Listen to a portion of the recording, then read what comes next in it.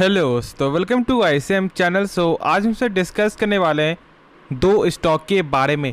पहला यहाँ पे भारतीय एयरटेल, दूसरा है आपका इंडियन ऑयल कॉरपोरेशन यानी कि आईओसी। अब देखो दोनों का ही आज के दिन यहाँ पे Q4 का नंबर आने वाला था, दोनों का ही Q4 का नंबर भी आ चुका है और साथ साथ यहाँ पे दोनों कंपनी ने जो है डिविडेंड भी अनाउंस किया है, यानी कि कहीं ना कहीं जो नंबर सही आते हुए दिखाई दे रहा है। तो पहले काम करते हैं, हम लोग चेक करते हैं भारतीय एयरटेल का, फिर उसके बाद हम लोग यहाँ पे चेक करेंगे आईओसी का। तो आप इस वीडियो को जरूर से अंत तक देखना।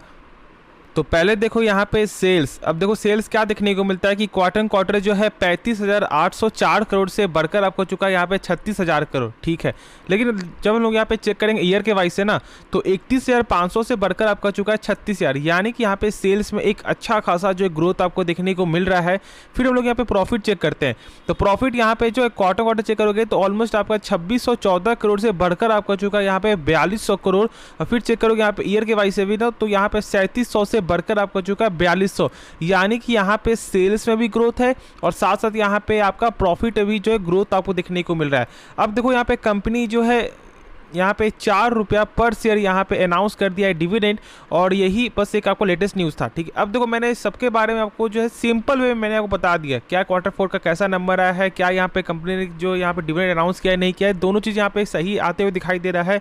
लेकिन जब इसका आता है आपको यहाँ पे फंडामेंटल का ना, लेकिन उससे पहले अब ये समझो कि कंपनी का बिजनेस जो है वो लॉन्ग टर्म में यहाँ पे एक बेहतरीन कंपनी देखने को मिल सकता है ये। और जो अभी प्राइस जो अभी आपको 800 के रेंज में मिल रहा है, यदि यहाँ पे 6G आपको आता है 7G आता है, क्योंकि आने वाले समय में यहाँ पे कुछ भी हो सकता है। तो यदि हम लोग यहाँ पे ऐसे चेक करेंगे तो फिर इसका प्राइस आपका 1,000 भी प्लस यहाँ पे जो देखने को मिल सकता है। लेकिन देखो समझो यहाँ पे एक चीज़ क्या है कि जो कंपनी का जो डेप्ट है ना, वो यहाँ पे 1 से ज़्यादा है। अब ये जानते हो कि ये जो आंकड़ा हमेशा 1 से कम होना चाहिए। यदि हम लोग यहाँ पे सिंपली जब चेक करते हैं कर्ज के हिसाब से, और यहाँ पे कितना है 2.91, ठीक है। चलो हम लोग यहाँ पे मान लेते हैं कि यहाँ पे चलो 2.91 है ना, यानी कर्ज ज़्यादा है। तो क्या यहाँ पे जो है इंटरेस्ट कवरेज जो रेशियो क्या वो यहाँ पे सही है, यानी कि यदि कंपनी 100 रुपये कर्ज ले रहा है तो उनका कितना ज़्यादा टाइम जो है कंपनी का सेल हो रहा है, तो यहाँ पे कितना है आपका 1.89 टाइम, यानी कि यहाँ पे कंपनी का सेल कितना हो रहा है 189 रुपया, यानी कि 189, ठीक है। तो आप खुद से सोचो कि कंपनी का कर्ज 100 रुपया है और सेल्स यहाँ पे आपका हो रहा है 190 रुपया के आसपास, तो क्या यहाँ पे कहीं ना कहीं लॉन्ग टर्म में आपको दिक्कत हो सकता है? तो हम लोग यहाँ पे क्या बोलेंगे, हाँ दिक्कत तो हो सकता है, क्योंकि इसका कोई गारंटी नहीं है कि ये जो 100 रुपया कर्ज है ना ये और ज़्यादा भी बढ़ सकता है। तो देखो यहाँ पे किसी भी कंपनी का ये जो आंकड़ा है ना, मैंने बताया हुआ है कि 5 से तो ऊपर होना चाहिए, यानी कि 5 टाइम्स से ऊपर। ऐसे तो यहाँ पे ऐसे यदि आप चेक करोगे तो बहुत से लोग बोलेंगे यहाँ पे 8 टाइम्स से ऊपर, लेकिन यहाँ पे 5 टाइम्स से ऊपर रहता है तो हम लोग बोलेंगे चलो ठीक ठाक नंबर है। लेकिन यहाँ पे बहुत ज़्यादा जो है कमी आते हुए दिखाई दे रहा है इस नंबर पे। अब देखो बाकी सब यदि कंपनी यदि हम लोग चेक करें यहाँ पे ROC, तो वो यहाँ पे सही है, 12% के ऊपर है, यानी कि जो कंपनी अपने ऊपर 100 रुपये लगा रहा है वही 100 रुपये कंपनी का 1 साल बाद यहाँ पे हो जा रहा है कितना, 112 रुपया। यहाँ पे 13% है, यानी कि 113 रुपये यहाँ पे देखने को मिल रहा है, जो एक शानदार नंबर है, क्योंकि मैंने बताया 12% ऊपर है और दोनों ही यहाँ पे नंबर देखने को मिलता है। अब देखो यहाँ पे साथ से जब यहाँ पे हम और कुछ चेक करें कंपनी का यहाँ पे ना, तो देखो इसका पैटर्न यहाँ पे क्या देखने को मिलता है। प्रमोटर स्टेक है, इस बार यहाँ पे कमी आते हुए दिखाई दे रहा है। यहाँ पे आपका 55.12 से आपका घटकर आपका चुका है 55.02, यानी कहीं ना कहीं यहाँ पे आपका यहाँ पे 0.10 का यहाँ पे कमी है। फिर देखो यहाँ पे आपका FIS का, तो यहाँ पे स्टेक सेल होते हुए दिखाई दे रहा है ऑलमोस्ट आपका 1% तक का। फिर देखो यहाँ पे आपको जो DIS का, तो यहाँ पे स्टेक आपको बढ़ा है 0.72%, तो यहाँ पे तो स्टेक आपको ठीक है, लेकिन आपका प्रमोटर में कमी है और साथ साथ यहाँ पे FIS में भी कमी आते हुए दिखाई दे रहा है। तो ये आपको समझना है, लेकिन नंबर यहाँ पे शानदार है, तो आपको कल तक का वेट करना है। यहाँ पे मार्केट इस नंबर को किस तरह से लेती है, मार्केट को लगता है कि हाँ ये नंबर बेहतरीन है, तो फिर जरूर एक अच्छा खासा ग्रोथ आपको देखने को मिल सकता है। तो कल के बाद ही कोई जो ट्रेड यहाँ पे लेना, तो होप इसके बारे में सही से समझ में आ गया। शॉर्ट टर्म के लिए मैंने बताया था, एक शॉर्ट ट्रेड के लिए, और Q4 का नंबर डिविडेंड सारा कंपनी का यहाँ पे बेहतर जो है देखने को मिल रहा है। तो अब हम लोग यहाँ पे नेक्स्ट स्टॉक के बारे में डिस्कस करते हैं। तो स्टॉक का नाम है यहाँ पे इंडियन ऑयल, यानी कि IOCL, ठीक है, यानी इंडियन ऑयल कॉरपोरेशन लिमिटेड। अब देखो इसका भी Q4 का नंबर आया है, तो हम लोग यहाँ पे झट से पहले नंबर चेक कर लेते हैं, फिर उसके बाद हम लोग यहाँ पे आगे डिस्कशन करेंगे कि क्या अभी बाई करना जो है सही रहेगा या फिर थोड़ा वेट करना। तो यहाँ पे सेल्स के हिसाब से जो है क्वार्टर में यहाँ पे थोड़ा कमी आते हुए दिखाई दे रहा है, लेकिन आप जानते हो कि मेन आपका होता है ईयर ऑन ईयर।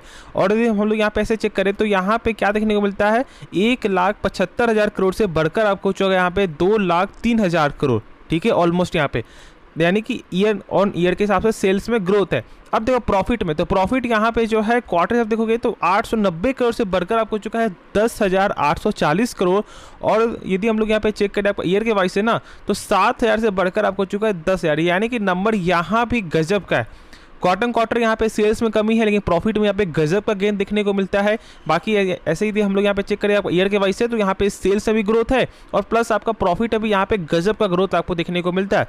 अब एक चीज़ यहाँ पे आप जो समझो, आपने इस कंपनी में पैसा क्यों लगाया, क्योंकि आपने यहाँ पे डिविडेंड के लिए आपने बाई किया, ठीक है, ये तो आप जानते हो ना। और देखो यहाँ पे कंपनी ने जो है 3 रुपया पर शेयर यहाँ पे अनाउंस भी कर दिया है डिविडेंड, तो बहुत से लोग यहाँ पे खुश हो रहे होंगे। देखो एक चीज़ समझो, यहाँ पे आप जब भी जो है डिविडेंड स्टॉक को पैसा जब आप यहाँ पे लगा रहे हो ना उस कंपनी में, तो एक चीज़ आप यहाँ पे हमेशा ध्यान दो कि कम से कम आप अपने पोर्टफोलियो का जो है ज़्यादा से ज़्यादा 10% तक ही पैसा लगाना। ऐसा बिल्कुल ही मत करना कि पूरा पैसा एक बार यहाँ पे लगा दो।